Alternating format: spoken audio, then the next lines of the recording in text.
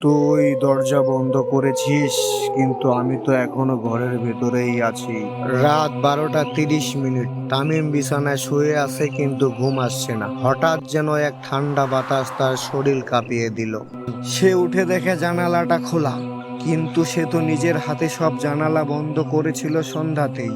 ভয়ে ভয়ে জানালার কাছে গিয়ে হাত বাড়ালো বন্ধ করতে। ঠিক তখনই পেছন থেকে কার গলা যেন ভেসে এলো, থাক, জানালাটা খোলা থাক, তোর ঘরে ঢুকতে এই রাস্তাটাই আমার পছন্দ। তামিম চমকে ঘুরে তাকালো, কিন্তু কেউ নেই। হঠাৎ ঘরের বাতি নিভে গেল, দরজার নিচ দিয়ে গড়িয়ে এলো গা জমানো লালচে রক্ত। আর অন্ধকারের গভীরে সেই ভয়ানক কণ্ঠস্বর আবার বলল, তুই দরজা বন্ধ করেছিস, কিন্তু আমি তো এখনো ঘরের ভেতরেই আছি।